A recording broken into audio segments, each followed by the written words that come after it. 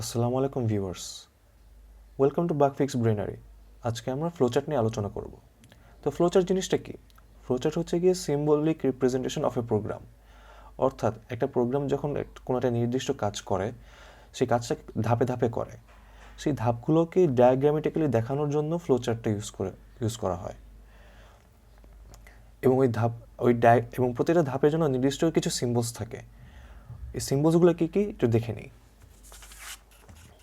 প্রথমে আসি এই ওভাল শেপের সিম্বলটাতে।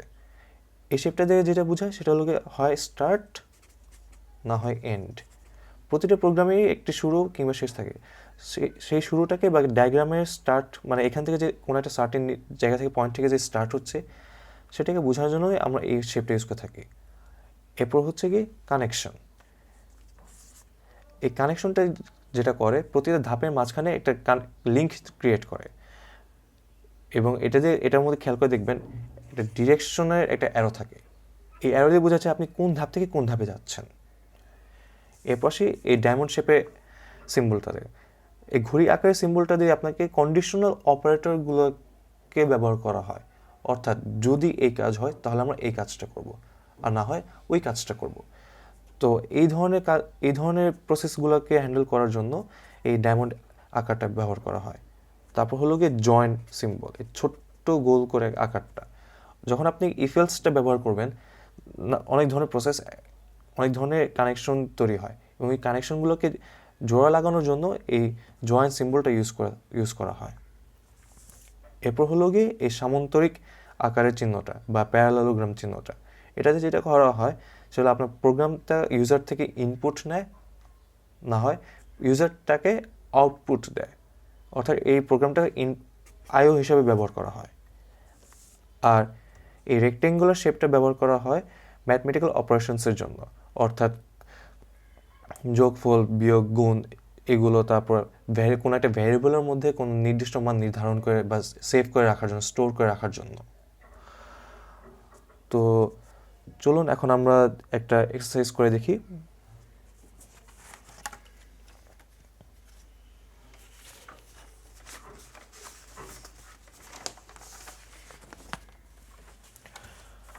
Draw a flowchart of a program that takes two numbers from the user and print their sum. অর্থাৎ আপনাকে একটা ফ্লোচার্ট বানাতে হবে যেটা আপনার কাছ থেকে দুটা নাম্বার নেবে এবং সেটার যোগফলটাকে আপনাকে প্রিন্ট করে দেখাতে হবে। তো চলুন আমরা একটা ফ্লোচার্ট আঁকি। তো যেটা বললাম যে প্রতিটা প্রোগ্রামেরই একটি শুরু এবং একটা শেষ থাকে। তো ফ্লোচার্টে এই শুরুটাকে দেখানোর জন্য আমরা ওভাল শেপের স্টার্ট সিম্বলটা ইউজ করে থাকি। তো ওভাল শেপটা আঁকলাম প্রথমে, তারপর স্টার্টটা লিখলাম। অর্থাৎ আমার ফ্লোচার্টটা এখান থেকে শুরু। এরপর যেটা করব, দুটা নাম্বার নেব, দুটা ভিন্ন ভিন্ন ভ্যারিয়েবলে সেভ করে রাখবো। তো সেটা করার জন্য যেটা করব, ইনপুটটা নিব। সো ইনপুট নেওয়ার জন্য আমরা সামান্তরিক চিহ্নটা ব্যবহার করব।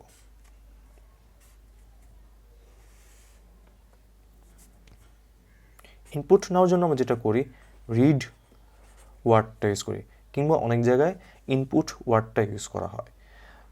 তো রিড দিয়ে আমরা একটা কথা ফর এক্সাম্পল এক্স দিলাম, রিড এক্স দিয়ে কী বোঝাচ্ছে, এক্স নামে একটা ভ্যারিয়েবল আমি একটা ইনপুট নিচ্ছি এবং এই ইনপুটের মধ্যে যে মানটা সেটা আমি এক্সের মধ্যে সেভ করছি এবং এর মধ্যে একটা কানেকশন দিই।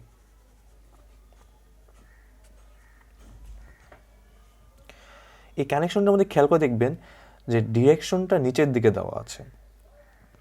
অর্থাৎ আপনাকে এই কানেকশন এটা বোঝাচ্ছে যে স্টার্ট থেকে আমরা ইনপুটের ধাপে দিকে যাচ্ছি, এমন না যে রিড থেকে বা ইনপুটের ধাপ থেকে আমরা স্টার্টে যাচ্ছি।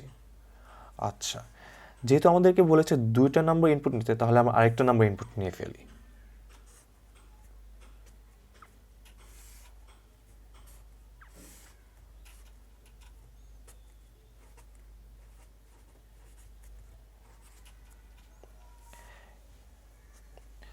এবার খেয়াল করে দেখবেন রিড ওয়াই, অর্থাৎ আরেকটি ভেরিয়েবল যেটা নাম হলো গিয়ে ওয়াই, এটার মধ্যে আমরা আমাদের দ্বিতীয় ইনপুটটা স্টোর করে রাখছি। এখন আমাদের কাজ হলো গিয়ে এই দুটো নাম্বার যোগফলটা করা। সো যোগফল করার জন্য আমরা যেটা করব, যেহেতু এটা একটা ম্যাথমেটিক্যাল অপারেশনস, তাহলে আমরা রেক্টেঙ্গেল শেপের একটা বক্স আঁকবো।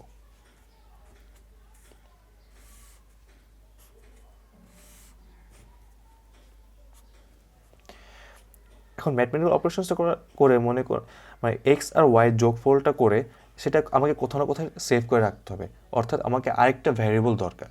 তো for this example let's say we have a variable some